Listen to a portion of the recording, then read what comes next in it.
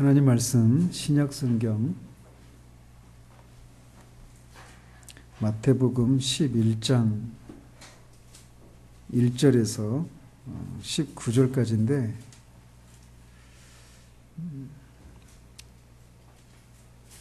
다 읽죠 뭐.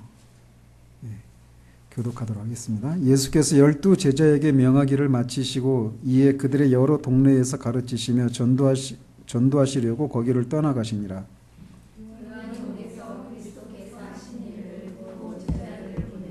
예수께 여짜오되 오실 그이가 당신이오니이까 우리가 다른 일을 기다리오리이까.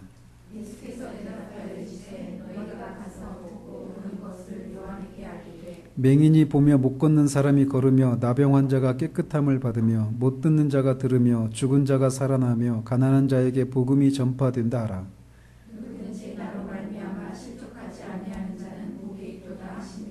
그들이 떠나매 예수께서 무리에게 요한에 대하여 말씀하시되 너희가 무엇을 보려고 광야에 나갔더냐? 바람에 흔들리는 갈대냐?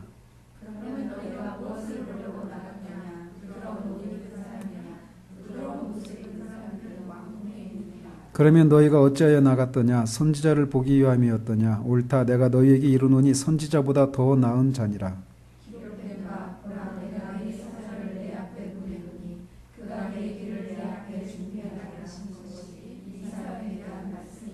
내가 진실로 너희에게 말하노니 여자가 낳은 자 중에 세례 요한보다 큰 이가 일어남이 없도다. 그러나 천국에서는 극히 작은 자라도 그보다 크니라.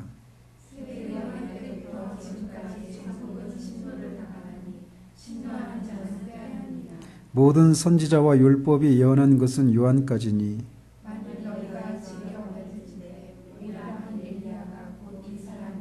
귀 있는 자는 들을지어다.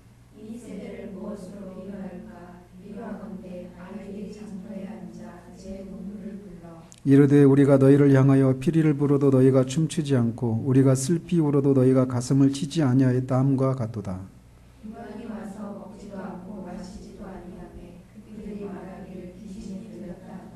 인자는 와서 먹고 마심에 말하기를 보라 먹기를 탐하고 포도주를 즐기는 사람이요 세리와 죄인의 친구로다 하니 지혜는 그 행한 일로 인하여 옳다함을 얻느니라. 아멘. 지난주에는 삭개오에 대해서 살폈습니다. 우리가 이 하나님의 백성이라고 하는 시리즈로 오늘 성경의 인물을 살핀 지 오늘로 14번째가 됩니다. 그래서 1월 둘째 주부터 해서 4월 둘째 주가 됐으니까 딱 3개월이 지난 셈이죠. 이제 아직 살펴야 할 인물들이 정말 많은데 제가 이렇게 하면서 두 가지 이유로 당장 뭐 다음 주부터일지는 모르겠어요. 그런데 이 시리즈를 잠시 중단하고 다른 거를 좀 해야 되겠다 싶은 생각을 하게 됩니다. 두 가지 이유는 뭐냐? 우리가 이렇게 처음에 시작할 때는 늘 어떤 그런 새로움들이 있는데 시간이 지나다 보면 어떤 그런 아까 이야기의 줄거리보다 더 중요한 게 뭐라고 그랬어요? 정신이라고 그랬잖아요. 그러면서 어떤 그 영이라고 부를 만한 어떤 그런 것들이 처음에 비해서 우리가 이렇게 사라지는 그런 경우들이 없잖아 있습니다. 그래서 시기적으로도 그렇고 또 상황적으로도 그럴 수도 있는데 어쨌든 그런 게 기우들이면 좋겠는데 그런 염려들이 좀 제 안에 있어요. 그래서 좀 이렇게 중단하고 다른 걸 살핀 후에 다시 돌아와야 되겠다 이런 생각을 이제 하는 첫 번째 이유가 그거고 또 하나는 그래서 이제 제가 하려고 하는 게 교리입니다. 교리인데 지금 개인적으로는 제가 웨스트민스터 신앙 고백서 이거를 이제 시작하려고 그래요. 그래서 개인적으로 준비하고 있는데 이미 우리 교회에서 교리를 2번 다뤘죠. 소요리 문답 강해에도 한번 했고 로이 존스 목사님 그 교리 강좌도 이제 해서 뭐 또 교리냐 이렇게 할 수도 있는데 교리가 늘 새롭습니다. 그리고 이게 우리 신앙의 뼈대에 해당되는 거기 때문에 이 뼈대가 튼튼하고 그 기초가 이렇게 튼튼할수록 그 이후에 지어지는 집도 견고해지기 마련인지라 또 우리 장로교회의 신앙의 그 표준 문서가 웨스트민스터 신앙 고백서인데, 어쨌든 우리가 이 장로교회인데 이것도 우리가 좀 다룰 그런 필요가 있어서 다음에 하게 되면은 그 웨스트민스터 신앙 고백서를 이제 하려고 이제 생각 중입니다. 지금 당장 다음 주일지 아닐지 모르겠어요. 좀 더 준비하고 있는데, 어쨌든 오늘은 세례 요한에 대해서 살펴보도록 합니다.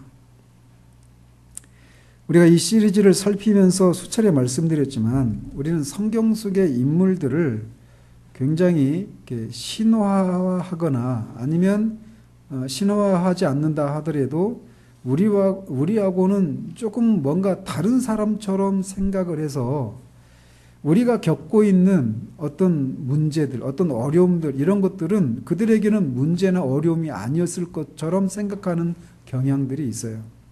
그리고 또 반대로 그들에게서 있었던 그런 삶의 어떤 이야기들이 우리하고는 좀 직접적인 어떤 연관이 없는 것처럼 생각하는 그런 경향들이 있다라는 겁니다. 그래서 그들의 삶을 통해서 우리가 마땅히 얻고 교훈받아야 될 것들, 또 그것을 통해서 그들에게 일어난 일들이 바로 내가 지금 경험하고 있는 일들이었구나. 따라서 그들이 그런 어려움과 어떤 상황을 통해서 그런 상황들을 극복해냈던 것처럼 나도 그렇게 하면 되겠구나라고 하는 이런 어떤 그 교훈을 받지 못한 그런 경우들이 있다라는 것입니다. 그래서 오히려 그들의 그런 삶 속에서 우리들의 연약함과 무능력만을 발견하면서 그들의 이야기가 오히려 우리를 이렇게 침체에 빠뜨리게 되는 방식으로 성경 속의 인물들을 우리가 대하려고 하는 그런 경향들이 있다라는 거예요.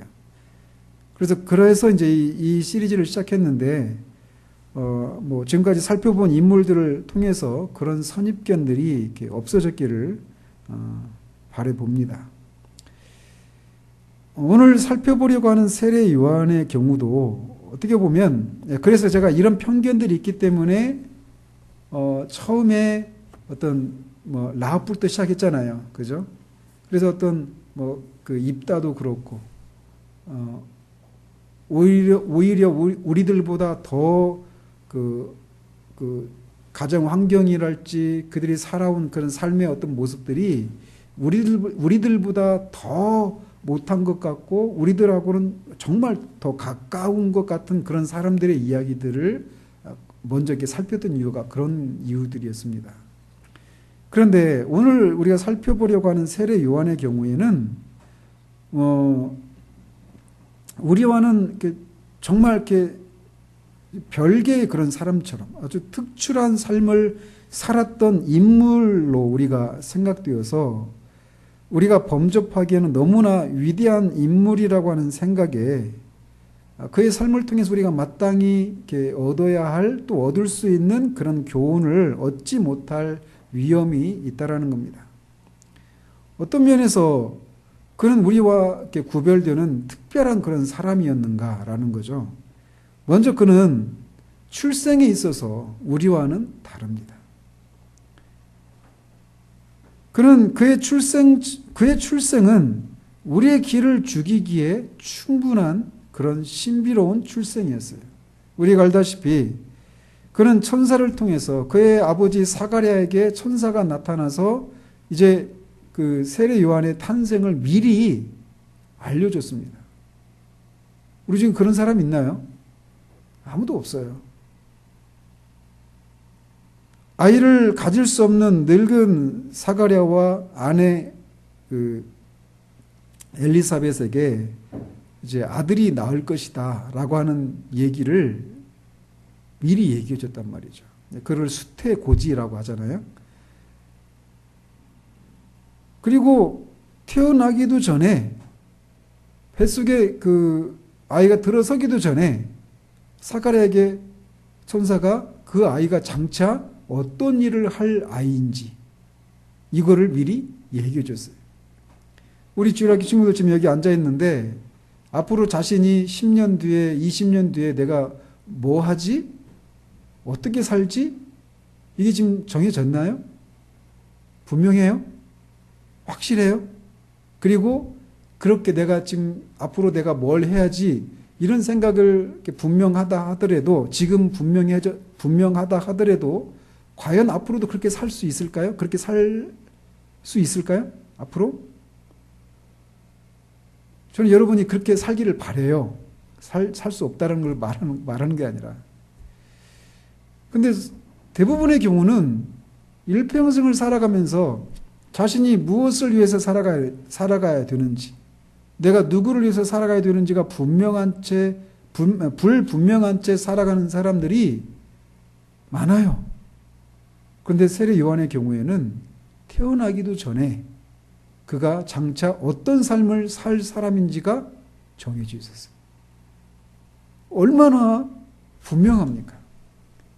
우리가 많은 혼란과 갈등을 겪는 이유가 앞으로 내가 어떻게 살아가야 되는지를 모르기 때문에 내 인생의 길이 어떻게 펼쳐질까를 큰 길에서 말이에요. 구체적인 삶의 어떤 그런 국면에 대한 무지가 아니라 큰 어떤 흐름에서 내가 어떤 삶을 살 것인가 이거를 모르기 때문에 우리가 불안하고 염려하고 하는 거 아니겠어요? 그런데 세례 요한은 그런 사람이 아니었단 말이에요. 태어나기도 전에 그는 사명을 가지고 태어났어요.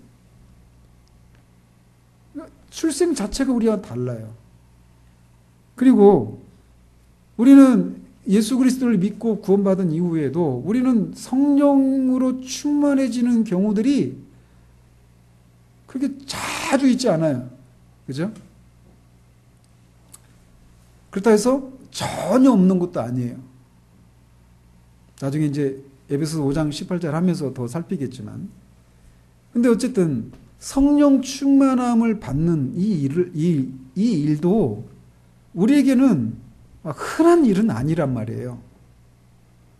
그리고 그것도 우리가 우리의 인생을 주님과 상관없이 막 살다가 회심하고 난 이후에나 우리가 경험하고 맛보는 일이었어요. 근데 세례 요한은 어떻습니까? 뱃속에 있을 때부터 성령으로 충만했던 사람이에요. 그렇다고 해서 세례 요한이 죄가 없는 아이로 태어났다는 말은 아닙니다. 왜냐하면 여전히 아담의 그 원죄를 가지고 태어났어요. 세례 요한도. 왜요? 일반적인 방식에 의해서 출생을 했기 때문에 그렇죠. 그죠? 그런데 엘리사벳의 뱃속에 세례 요한이 이제 5개월이 지나고 6개월째 되었을 때 마리아가 엘리사벳을 찾아왔을 때 엘리사벳의 뱃속에 있는 아이가 성령으로 충만해서 뛰놀더라 라고 하는 표현을 합니다. 우리 중에는 어렸을 때 엄마 뱃속에 있어서 교회를 다녔던 우리 주일학교 친구들 다 그런 아이들이네. 그렇지만 여러분이 뱃속에 있을 때 성령으로 충만해진 기억이 있어요? 뛰놀기는 했죠. 근데 다른 이유로 뛰놀았죠. 근데 세례 요한은 예수님을 알아보고 예수님의 어머니 마리아의 뱃속에 있는 예수님을 알아보고 그것도 성령으로 잉태한 지 이제 성령으로 잉태했을 바로 그 시점이에요. 그러니까 한 달도 안 됐을 때 주님이 세례 요한과 주님은 한 5개월 차이가 나거든요. 기간이 사촌간이에요. 그러니까 세례 요한이 예수 그리스도의 사촌형이에요. 그러니까 인간적인 혈통을 따지면. 그런데 이 한 달밖에 안 된 태아 상태로 있는 그 주님을 6개월 차로 들어선 세례 요한이 그 주님을 알아보고 막 성령으로 충만해서 기뻐 뛰놀았어요. 이게 보통 일이 아니죠. 그죠? 그러니까 이 태어나기 전부터 세례 요한은 우리들하고는 전혀 다른 세계의 사람이었어요. 그리고 태어나서 그가 어떻게 살았는가를 기록하고 있는데 그는 광야에서 살았어요. 광야에서 살면서 광야에서 살았다는 얘기가 뭘까요? 그냥 광야에서 그냥 텐트 치고 장막 치고 또는 동굴에서 살았다 이런 의미가 아니에요. 광야에서 살았다는 얘기는 그 속에 거기에서 뭐 하러 갔겠어요? 하나님과의 그런 교제, 그 속에서 하나님과의 교제를 깊이 나누면서 살았단 말이에요. 그리고 그곳에서 자신의 사명을 다시 성령을 통해서 부여받고, 또 자신이 이제 그 뒤에 나중에 보면은 그 예수님을 보면서 보라 세상 죄를 지고 가는 하나님의 어린 양이로다 이렇게 얘기하잖아요. 그런 얘기를 하고 나서 그런 얘기 하잖아요. 누구든지 성령이 그 위에 머무는 것을 보면 그분이 바로 하나님이 보내신 어린 양이라고 하라는 얘기를 들었단 말이에요. 어디서 들었을까요? 광야에서 지내는 동안에 그렇게 들었을 거란 말이에요. 그러니까 광야에서 지내면서 그렇게 하나님과 교통을 하고 그 계시의 말씀을 받는 그런 삶을 살았던 사람이 세례 요한이었어요. 그러니까 우리하고는 완전히 달라요. 그리고 거기서 메뚜기와 석정을 먹으면서 그렇게 지냈죠. 그의 사명은 메시아의 오실 길을 예비하는 자의 사명이었습니다. 그래서 주님이 보라 내가 내 사자를 내 앞에 보내노니 그가 내 길을 내 앞에 준비하리라. 이사야서의 말씀을 인용해서 이 이사야 선지자를 통해서 예언했던 그 선지자, 주님이 오실 길을 예비하는 사람의 일을 감당했던 사람이 세례 요한이었어요. 그리고 뒤에 또 그러죠. 예수님이 14절에 만일 너희가 즐겨 받을진대 오리라 한 엘리야가 곧 이 사람이니라. 이 말씀은 어떤 말씀이냐면 말라기 4장에서 메시아가 오기 전에 엘리야 선지자를 하나님이 보내셔서 그 오실 길을 준비하는 그런 일들을, 백성의 마음을 아버지에게로 돌이키는 그런 일들을 하게 하실 것이다 라고 하는 예언을 주셨단 말이에요. 예언을 하셨단 말이에요. 근데 바로 그 인물이 세례 요한이라고 주님이 말씀하시는 거예요. 그래서 그는 뱃속에 잉태되기 전부터 그리스도의 오실 길을 예비하는 그런 사자의 일을 감당할 그런 사명을 부여받고 잉태했고 태어났고 그렇게 준비되고 자라는 그런 삶을 살았던 사람이었습니다. 그리고 때가 되어서 광야에서 이제 이 이스라엘 백성들에게 하나님의 말씀을 전하기 시작했습니다. 회개하라 천국이 가까이 왔느니라. 그러면서 그가 말씀을 전할 때 많은 열매를 맺었어요.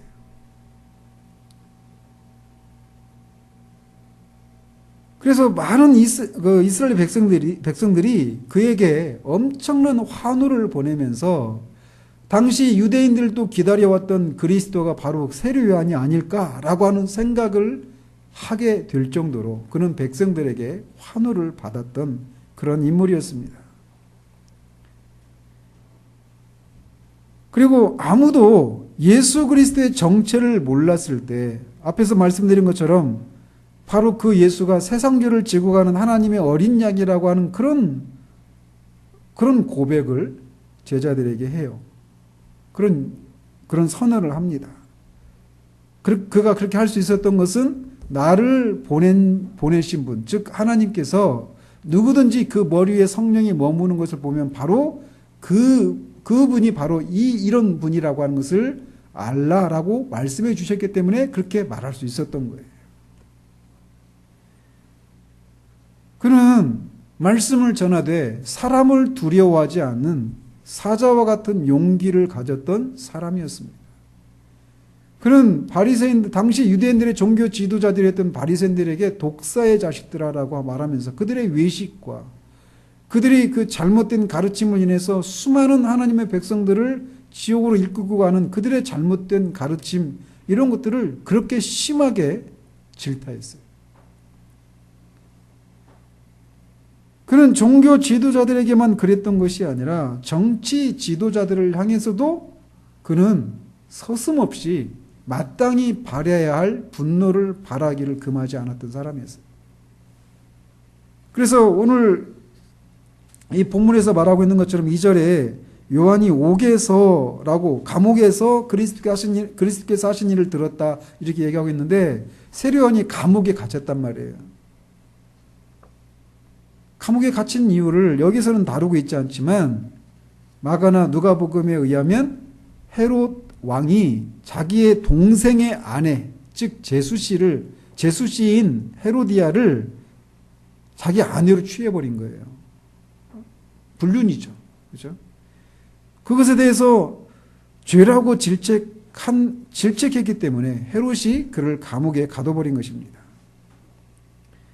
그리고 그렇게 할 정도로 그는 하나님의 말씀을 전하는 일에 있어서 아주 사자처럼 물러서지 않고 용기 있게 그들이 들어야 할 메시지들을 그렇게 용기 있게 전했던 사람이었고 그런 열매들이 있었어요.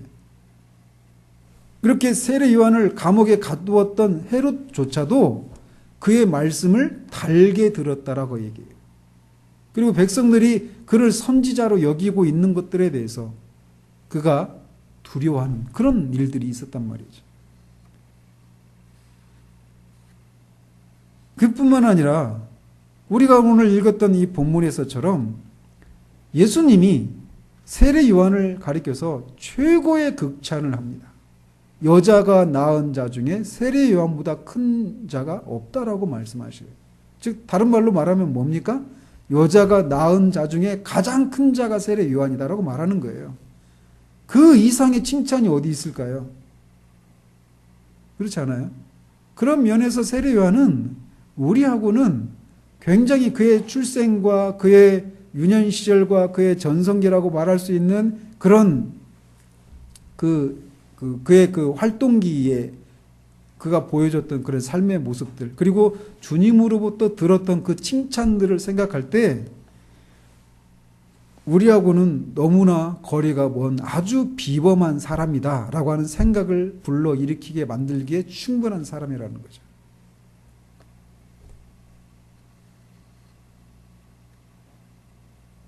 그런데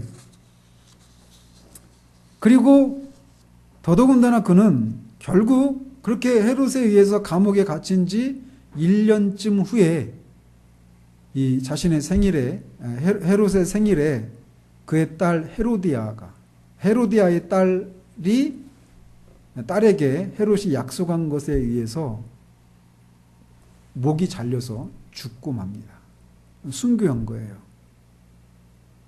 우리 중에 그런 주님을 위해서 주님이 전하라고 하는 그런 메시지들을 충실하게 전한 결과 그가 그렇게 순교하기에 이르렀는데 그렇게 순교를 할 정도의 그런 삶을 사는 사람들에 대해서 우리가 평범한 사람이라고 생각하기가 쉽지 않다라는 거죠. 그래서 우리와는 거리가 있고 너무 위대한 그런 인물이다라고 하는 생각을 하기 쉽단 말이에요. 그리고 그의 사역의 그 내용들을 살펴보면 말씀드린 것처럼 그는 사람들이 들어야 할 메시지들을 아주 가감없이 용기 있게 사자처럼 그렇게 전했던 사람이었단 말이에요. 그러니 세례 요한을 우리가 딱 볼 때 그런 사람이 어떻게 어떤 막 의심에 사로잡히고 또는 그것 때문에 어떤 방황을 하고 회의에 빠져 있는 그런 모습을 우리가 연상하기가 쉽지가 않아요.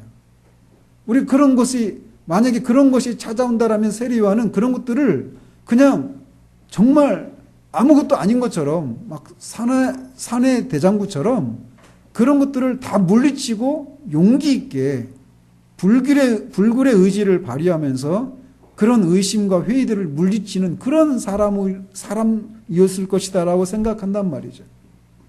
그런데 그게 일반적으로 우리가 세례 요한 정도의 사람이 그런 위기를 만났을 때 그렇게 살았을 것이다 생각하는 것은 일반적인 생각이란 말이에요.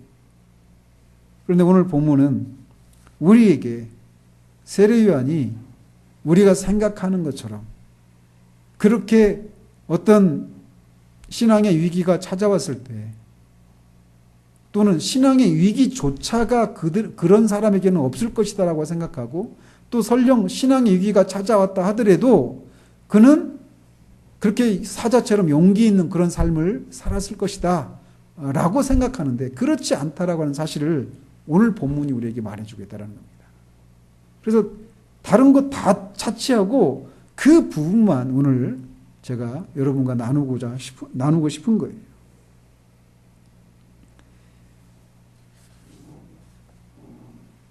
마태는 이 11장 2절에서 요한이 옥에서 그리스도께서 하신 일을 듣고 라고 한 이 표현을 쓰기 시작하잖아요. 그리스도께서.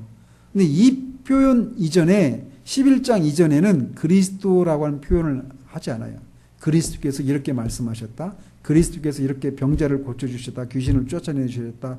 이런 표현들을 쓰지 않아요. 다 예수께서 이렇게 하셨다. 이렇게 말씀하시죠. 기록하고 있지. 그런데 여기서 이제 그리스도께서 하신 일 이렇게 말을 하면서 이제 2절을 시작하고 있어요. 그것은 이 그리스도라고 하는 이런 명칭을 사용해서 감옥 안에 갇혀 있는 세례 요한에게 찾아온 그런 신앙의 회의의 이 중심, 회의의 그 가장 중요한 원인이 이 예수가 그리스도가 맞는가라고 하는 그 문제였다라고 하는 것을 독자들로 하여금 이제 독자들에게 상기시켜주고 있는 것입니다. 그래서 감옥 안에 있었던 그가 예수님이 그 죽은 자를 살리고 많은 병자들을 고쳐주고 제자들을 파송하고 그래서 많은 이적을 행하고 귀신을 쫓아내고 이런 것들을 하고 계시다라고 하는 것을 그가 감옥에서 들었을 거란 말이죠. 그러면서 그는 그런 일들을 듣고 그의 제자들을 예수님께 보내면서 오실 그이가 당신이오니까 우리가 다른 일을 기다리오리까라고 물어보라고 했습니다. 앞에서도 말씀드린 것처럼 세례 요한은 아무도 이 예수님을 하나님의 아들로 또 그리스도로 알고 있지 못하던 시절에 예수님이 세례를 받으신 다음날 지나가시는 모습을 보면서 보라 세상주를 지고 가는 하나님의 어린 양이로다라고 요한복음 1장에서 고백했던 그런 일이 있었던 사람이란 말이에요. 즉 예수님이 그리스도라고 하는 거, 그리고 내가 바로 그 그리스도의 오실 길을 예비할 그런 사람으로 사명을 받은 사람이라고 하는 것을 분명하게 인식하고 있었던 사람이 세례 요한이었단 말이에요. 그래서 예수가 그리스도다라고 하는 것을 가장 먼저 고백했던 사람이 세례 요한인데 지금 세례 요한이 지금 이렇게 말을 하는 거예요. 제자들에게, 자신을 따르는 제자들에게 예수님께 보내서 당신이 정말 그리스도이십니까? 아니면 우리가 다른 사람을 기다려야 합니까? 라고 물어보라고 제자들을 보낸 것이었습니다.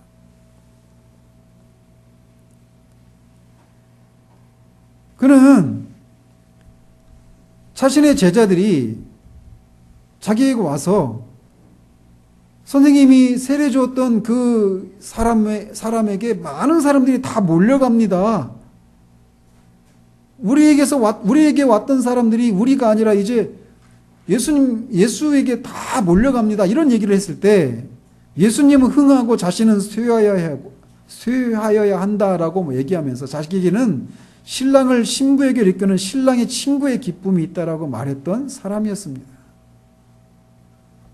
그렇게 말했던 그가 지금 제자들을 예수님께로 보내면서 예수여 당신이 정말 그리스도가 맞습니까? 라고 물어보라고 그렇게 얘기하고 있는 거예요.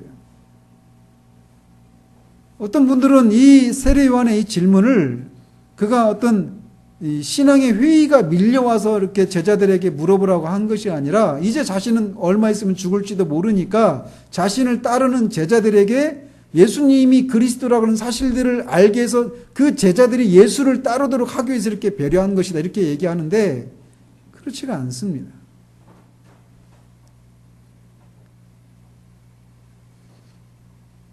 왜냐하면 4절에 보면 이렇게 되어 있어요. 같이 읽습니다. 예수께서 대답하여 이르시되 너희가 가서 듣고 보는 것을 요한에게 알리되. 즉 너희가 듣고 보는 것을 누구에게 알리라고요? 너희는 누굽니까?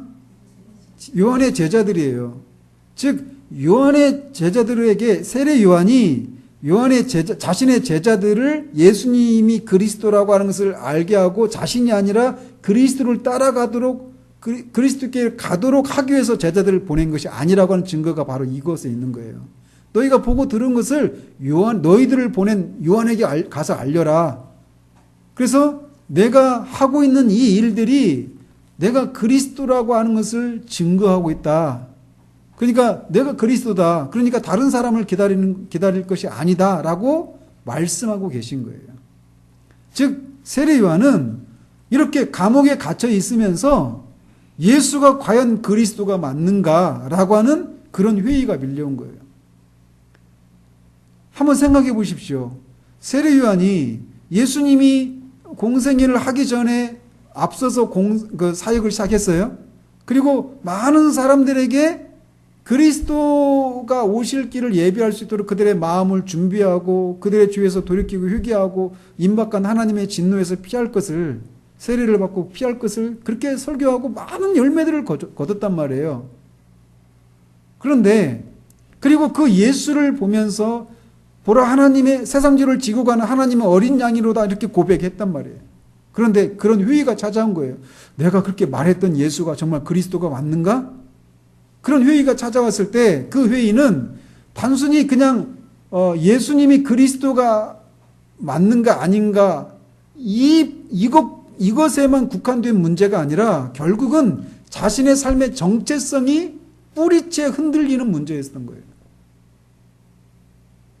아까 말씀드렸잖아요. 그는 태어나기 전부터 그리스도의 오실 길을 예비하는 그런 일을 할 사람으로 부르심을 받은 사람이란 말이에요.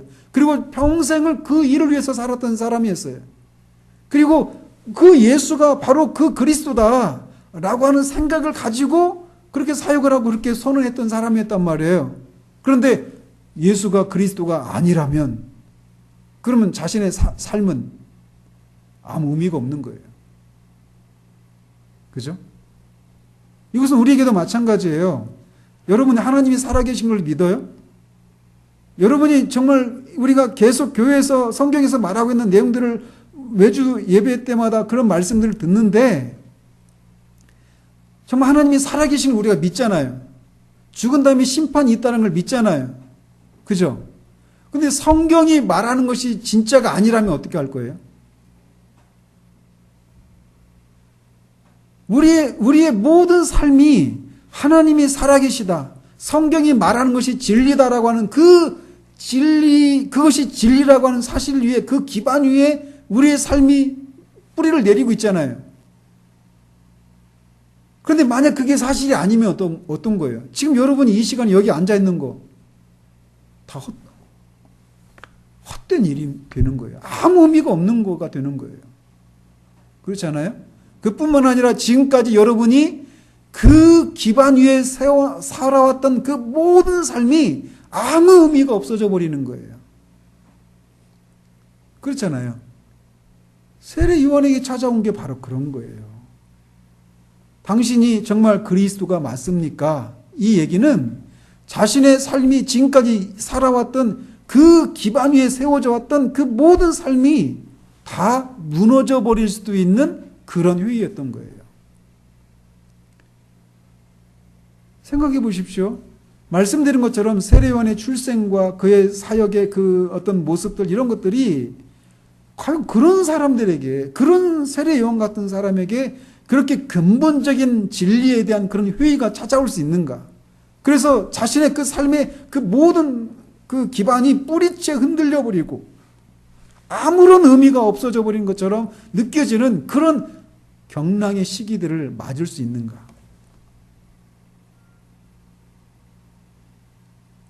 여러분은 종종 그런 생각 들지 않아요? 그런 회의들이 밀려오지 않아요?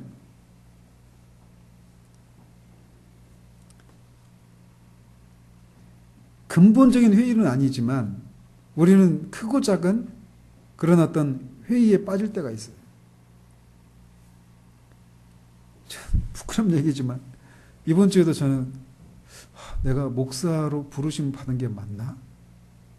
내가 계속 하는 게 맞나? 이런 생각이 밀려오게 됐어요. 이번 주에도요.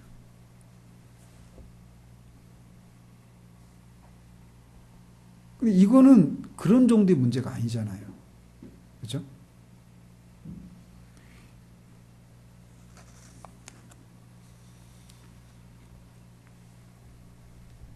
세례요한이 왜 그런 회의에 빠졌을까? 그렇게 확신이 있게 말하고 자신은 그리스도가 아니고 바로 그 예수가 그리스도이시고 자신은 그의 신발끈을 푸는 것조차도 감당할 수 없는 비천한 사람이다라고 고백했던 세례요한이, 그리고 그렇게 불의를 보면서 죄에 대해서 그렇게 사자처럼 담대하게 그렇게 외쳤던 세례요한이, 그런 세례요한에게 왜 이런 회의가 찾아왔을까라는 겁니다. 그는 감옥에 갇혀 있으면서 예수님이 자기가 그렇게 그리스도라고 선포했던 그분이 밖에서 하고 있는 일들을 들었어요. 귀신을 쫓아내고 병든 자를 고치고. 그런데 자신이 감옥에 갇혀 있는데 그분이 메시아라면, 그리스도라면 나를 이 감옥에서 꺼내줘야 되는 거 아닌가? 나를 돌아보셔야 되지 않는가? 죽은 자를 살릴 수 있는 분이 왜 자신을 감옥에서 나오게 한다든지 자신을 위로하지 않으시는가? 왜 불의한 헤롯을 심판하지 않으시는가? 라고 하는 그런 의문이 그에게 들어왔던 거예요. 그런 정도의 사람에게도 말이에요.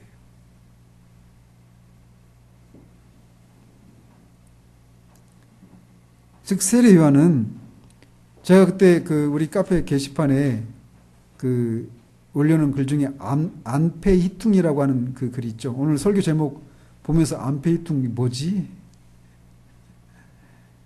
이게 독일어예요. 독일어. 제가 정확한 발음을 하는 건 아니에요. 우리말로 믿음의 시련이라고 이렇게 번역된 말이에요. 안페히퉁이라고 하는 게 믿음의 시련이라고 하는 말이에요. 그래서 한 영혼 안에 일어나는 어떤 이 근본적인 어떤 회의로 인해서 그 한 영혼 안에서 일어나는 격렬한 씨름과 어떤 시련의 과정, 이런 거를 안페히퉁 이렇게 얘기하는 거예요. 이를테면 시편 73편에서 악인이 형통하는 걸 보면서 시편 기자가 막 하나님이 정말 살아계시고 죄를 미워하시고 공의로우신 하나님이시라면 어떻게 악인이 형통하는가? 이 회의에 빠지잖아요. 그 안에서 막 내가 이렇게 경건하게 살려고 하고 하나님의 뜻대로 살려고 하는 게 무슨 의미가 있는가 하면서 막 그런 회의가 막 빠지잖아요. 그 영혼 안에서 겪는 그 싸움이 안페히퉁 이렇게 부르는 거예요. 가장 대표적인 장면이 있다라면 겟세마네 동산에서의 주님의 그 기도예요. 영혼 안에서 겪는 그 시련, 그 싸움, 투쟁.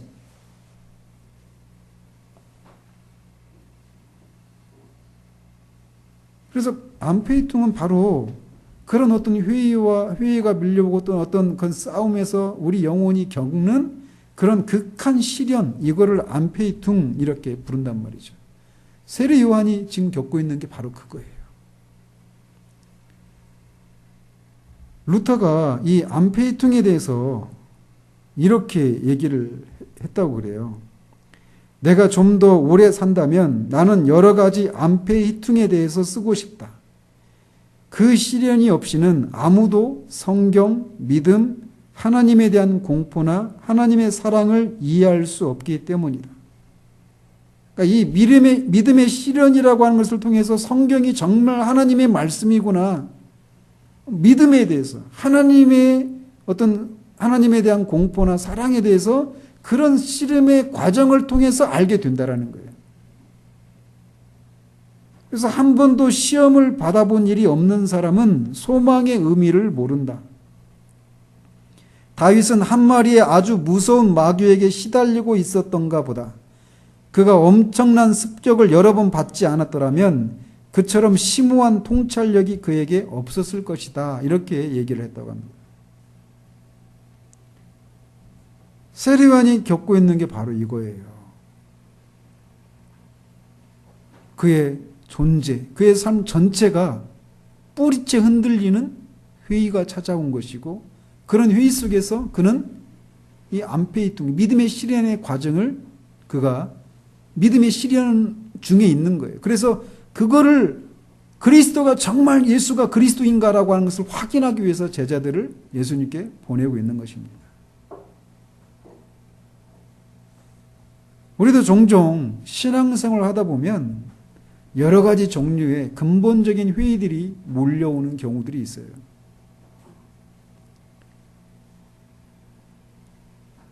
하나님이 살아계신가? 이런 질문들이 여러분에게 한 번도 찾아오지 않던가요? 수시로 찾아왔던 것 같아요. 지금 내가 겪고 있는, 살고 있는 이 어떤 때는 이게 정말 꿈 아닌가 싶은 생각이 들 때도 있어요. 이게 지금 내가 겪고 있는 이 일이, 내가 지금 현실이라고 생각하고 있는 이 일이 현실이 아니라 그냥 꿈이라면, 또는 하나님이 정말 계신가? 성경은 정말 하나님의 말씀인가? 그런 종류의, 그런 근본적인 회의가 밀려올 때가 있어요. 근데 그런 회의가 몰려올 때 우리가 일반적으로 택하는 게 뭡니까? 머리를 막 흔들고, 당연히 하나님 계시지. 빨리 답으로 갑니다. 그죠? 성경이 하나님 말씀인가? 이런 회의가 밀려올 때, 어떻게 그런 불경한 생각이 내 안에서 일어나지? 그런 생각 자체를 두려워하면서 빨리 답으로 가요. 당연히 하나님 말씀이지. 우리는 그거를 믿음으로 그렇게 산다고, 믿음의 싸움을 싸운다고 생각해요. 물론 그럴 수 있습니다. 그게 바로 믿음일 수 있어요. 근데 어떤 경우에는요, 그런 회의들, 그래서 우리 영혼이 그런 믿음의 실현, 안페이툼을 겪는 과정을 통해서 루터가 말한 것처럼 진짜를 맛보게 하신단 말이에요. 우리는, 우리 한국교회 신앙의 풍토는 이런 것들을 잘 용납을 못해요. 그래서 시험에 걸렸구만. 그러면서 기도하자고, 기도해 줘야 된다고. 그냥 빨리 답을 제시하고 곧장 답으로 달려갈 것을 막 종용합니다. 그리고 그런 신앙 풍토가 있으니까 누군가가 자신 안에서 그런 어떤 근본적인 질문에 대한 회의가 밀려올 때 마치 그런 것들은 내가 지금 시험에 걸려 있는 것이고 정상적인 것이 아니기 때문에 내가 그런 정도의 사람밖에 안 된다라고 하는 것을 들키고 싶지 않아서 그 문제에 정직하게 직면하지 않는 그런 경우들이 허다해요. 여러분, 제가 이번 주에도 제 안에 일어났던 생각 얘기했을 때 실망스럽고 이런 생각 혹시 드셨어요? 세례요한 같은 사람이, 다른 제자들은 다 예수가 지금 그리스도라고 알고 지금 따르고 있는데, 처음에 그거를 말해줬던 세례요한이 예수 당신이 정말 그리스도가 맞습니까? 이런 회의가 찾아온 걸 봤을 때, 그를 통해서 예수가 그리스도라는 걸 알았던 요한의 제자들 있잖아요. 누구였죠? 베드로의 동생 안드레잖아요. 그죠? 안드레가 처음 요한의 제자였단 말이에요. 근데 이 요한의 그 얘기를 듣고 예수님을 따라간 거예요. 그리고 그 안드레가 자기 형 베드로를 예수님께로 또 소개하고. 근데 그 제자들은 예수가 그리스도라고 하는 걸 알고 그렇게 따라가고 있단 말이에요. 섬기고 있단 말이에요. 그런데 그걸 처음에 알려줬던 세례 요한이 그런 회의에 빠져 있는 거예요. 이걸 입장을 생각해 보세요. 이렇게 적용해 보세요. 제가 여러분들에게 막 하나님의 말씀을 전하고 지금 7년 넘게 이렇게 해왔단 말이에요. 여러분들 중에는 그런 말씀을 듣고 잘 따라오고 은혜를 누리고 막 이렇게 살아가고 있어요. 그 말씀에 기반해서. 근데 제가 지금까지 전해왔던 그 메시지들이 진짜 맞나? 이런 회의에 빠졌다고 생각해봐요. 지금 그런 상황이에요. 그랬을 때 여러분들이 저를 보면서 어떤 생각하겠어요? 그리고 여러분들은 얼마나 큰 위기를 느끼겠어요? 내가 저 목사를 통해서 들었던 메시지들이 진짜 맞나? 여러분은 그 메시지에 기반해서 신앙생활을 해왔는데 말이에요. 그런 상황인 거예요. 근데 그런 일이 일어날 수 있는가? 일어날 수 있다는 것이에요. 세례 요한이 그걸 우리에게 보여주고 있는 거예요. 근데 우리는 우리 안에서 그런 회의들이 밀려올 때, 아이고 내가 이 가짜 아니야? 이런 생각들. 막 아까 말씀드린 것처럼 급히 막 머리를 흔들고, 아이고 어떻게 이런 무서운 생각이 내 안에서 일어나지? 불경한 생각이 일어나지? 하면서 금방 막 곧장 답으로 돌아가려고 하는 이런 태도를 취한단 말이에요. 근데 요한이 어떻게 합니까? 그는 예수님께 제자들을 보내서 예수님으로부터 답을 들으려고 시도하는 거예요. 그러니까 자신 안에서 일어나는 이 질문들을 가지고 끙끙대면서 내가 이런 질문들을 이렇게 하고 있다라고 하는 것을 다른 사람들이 알면 어떻게 되지? 이런 생각을 가지고 이런 질문이 없는 것처럼 당연히 예수 그리스도지 라고 말하면서 아닌데 긴 것처럼 그렇게 자신의 영혼의 상태를 포장하고 이렇게 있지 않다라는 거예요. 그는 그 있는 모습 그대로를 가지고 심지어 자기 제자들에게 가서 물어봐라. 진짜 내가 그때 소개했던 예수가 그리스도인지 한번 진짜 확인해 봐라. 이렇게 부탁을 하는 거예요. 이게 쉬운 일이 아니에요. 안 그래요? 이게 비교도 안 되지만 저하고 여러분의 관계를 가지고 한번 이렇게 대비를 해보시라고요.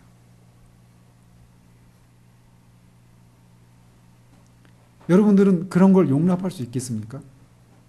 누군가가 우리 중에 신앙의 그런 근본적인 회의가 찾아와서 질문을 가지고 있는데 그래서 그 질문들을 여러분들에게 이렇게 드러냈을 때 어떤 마음의 태도로 그 사람을 바라봐야 하는가라는 거예요.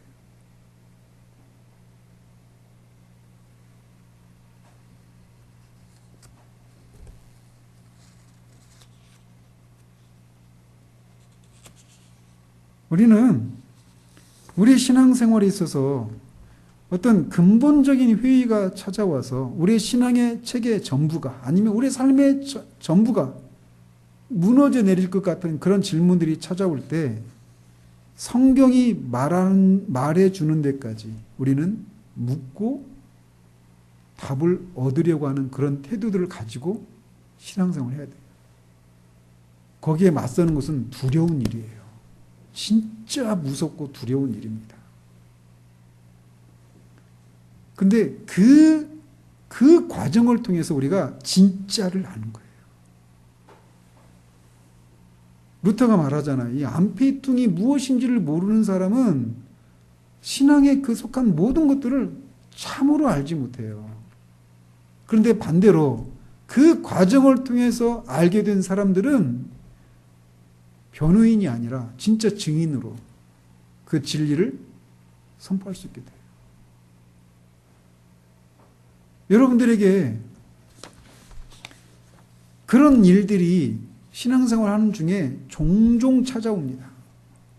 종류는 다르지만 다양한 방식으로 그런 회의들이 그래서 여러분의 영혼이 안페이퉁이라고 부르는 그런 상황 가운데 떨어지는 때가 종종 있어요. 그리고 그게 있어야 합니다. 그래야 왜냐? 그런 과정을 통해서 피상적으로가 아니라 진짜를 알게 되는 거예요.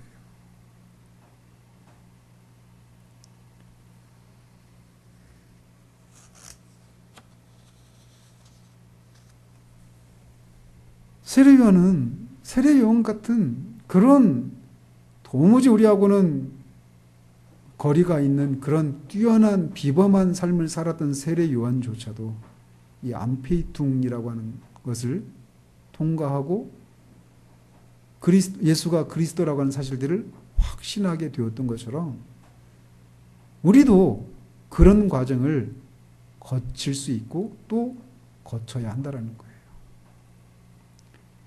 우리가 알다시피 세례요한은 나중에 이후에 참수를 당합니다.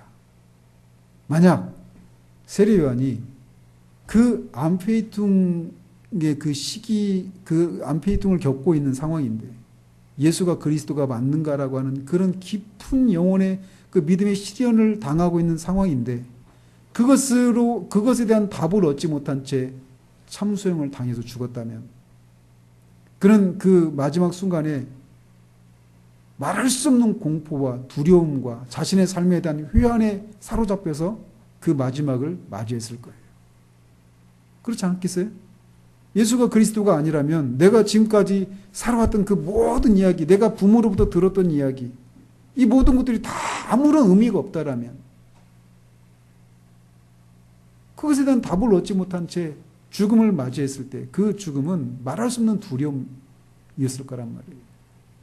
그러나 그는 이 주님의 대답을 통해서 제가 다 살피지는 않았지만 결국 제자들로 하여금 예수가 그리스도라고 하는 사실들을 제자들에게 말을 해준 거란 말이에요.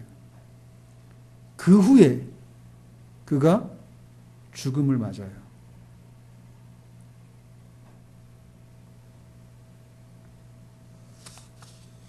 따라서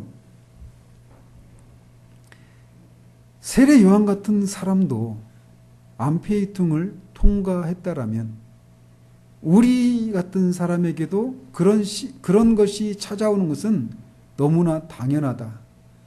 암페이퉁을 통과해야 되는 그 사실이 우리가 그리스도인이 아니라고 하는 것을 말해주는 것이 아니다라고 하는 사실을 알아야 돼요.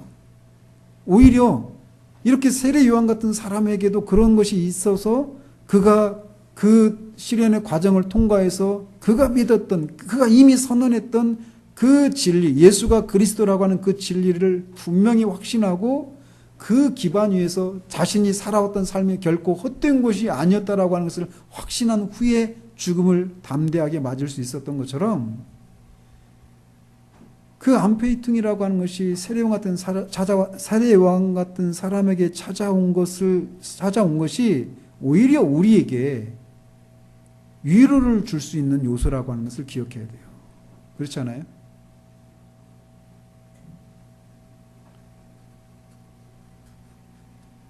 한 사람을 향한 주님의 평가는 그 믿음의 시련을 통과하고 있는, 암페이퉁을 통과하고 있는 그 한 지점에서 우리가 어떤 사람인가를 평가하지 않으신다라는 거예요. 그 시기도 전체 하나의 일부분인 거예요. 주님은 우리가 넘어지고 실패하는 그때에도 우리를 향한 주님의 평가는 언제나 동일하십니다. 우리는 종종 다른 사람에 대해서 어떤 그 한순간의 연약한 모습을 보면서 그 사람 전체에 대해서 평가하려고 하는 그런 성향들이 있어요.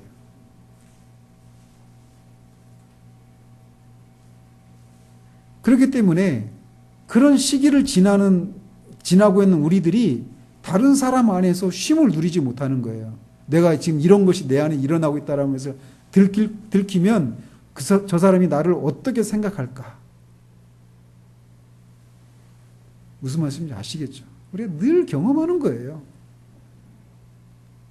지지난주에 오전에 말씀드렸잖아요. 우리가 거짓을 버리고 참된 것을 말하라. 거짓을 말할 수밖에 없는 그런 분위기 있잖아요. 나 아무런 문제 없어. 나 잘 살아가고 있어. 하나님과의 관계가 좋아. 이렇게 막 변명하고 그렇게 말을 해야 될 것 같은 그런 분위기가 조성되어서 내 영혼의 실상은 그렇지 않은데 마치 그런 것처럼 거짓말을 해야 되는 그런 분위기가 왜 조성이 되느냐면 이런 것들을 우리가 용납하지 못하기 때문에 그래요. 암페이퉁의 과정을 지날 때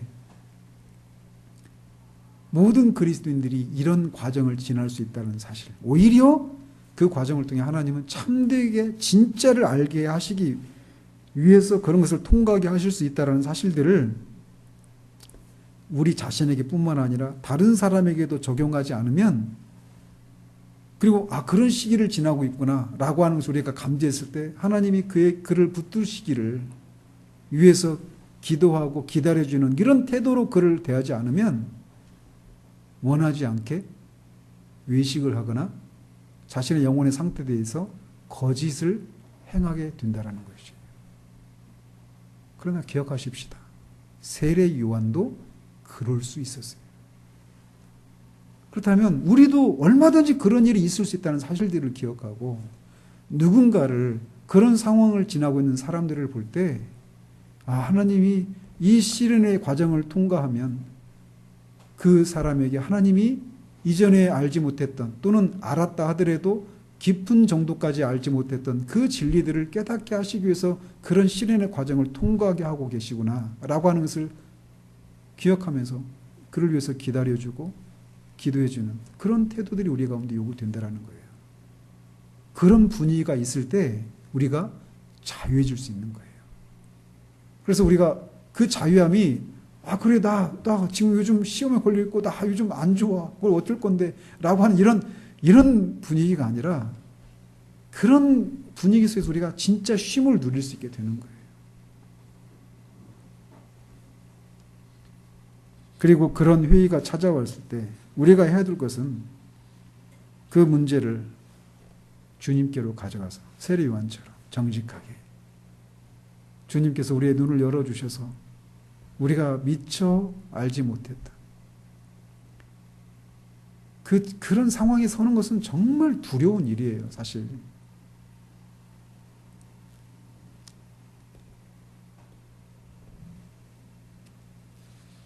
그러나 그때 우리 스스로 그 문제를 해결하려고 하지 말고 주님께 나아가야 합니다. 그러면 주님은 다시금 우리의 어두운 눈을 뜨게 하시고 회의와 낙심으로 주님을 기쁘시게 하는 길로 걸어가지 못한 우리를 일으키시고 회의와 함께 찾아온 두려움을 몰아내시고 다시금 주님의 음성을 우리에게 듣게 하실 것입니다. 그런 회의가 밀려올 때 주님께 피하십시오. 세례 요한이 우리 그것을 교훈해 주고 있어요. 그의 삶의 한 부분에서 말이에요. 기도하겠습니다. 하나님 아버지, 세례 요한처럼 그의 출생에서부터 그의 삶 전반에 걸쳐서 우리와는 비교될 수 없는 비범한 삶을 살았던 세례 요한에게 예수가 그리스도가 맞는가라고 하는 그런 근본적인 회의가 찾아왔을 때 그가 보였던 모습을 우리가 잠시 살펴보았습니다. 그가 이미 예수가 그리스도라는 사실들을 그의 제자들에게도 선포했건만 그가 처한 그 상황이 그 그리스도가 자신을 돌아보지 않는 것 같은 그런 상황 가운데서 그런 근본적인 회의가 밀려왔을 때 그는 그 회의가 자신에게 없는 것처럼 감추거나 애써서 그 문제를 덮으려고 하지 않고 주님께 정직하게 자신의 문제를 그렇게 가지고 나아갔던 것처럼 우리도 그런 문제들이 우리 가운데 찾아올 때 그런 것을 들키지 않으려고 하는 그런 생각으로 우리의 모습을 위장하거나 외식하거나 감추려고 하는 그런 우리들이 아니라 정직하게 주님 앞에 그 상태를 가지고 나아가서 그런 과정을 통해서 이미 우리가 알고 있었던 진리를 더 실제적으로 더 깊이 있게 심오하게 깨닫게 하시는 그런 은혜들을 맛보는 우리 모두 될 수 있도록 도우시옵소서. 우리 자신에게만 그것을 적용할 것이 아니라 그런 과정을 지나는 모든 사람들을 우리가 그런 시선으로 바라볼 수 있도록 도우셔서 정말 우리 가운데서 그런 진정한 자유함이 우리 가운데 있게 하시고 그래서 우리가 이미 알았던 진리들이 더 깊이 실제적으로 알아가는, 그래서 우리 교회가 전체적으로 더 깊이 있는 그런 교회로 자라가는 일들이 일어날 수 있도록 도우시기를 원합니다. 예수 그리스도 이름으로 기도합니다. 아멘. 찬송가 545장 하시겠습니다.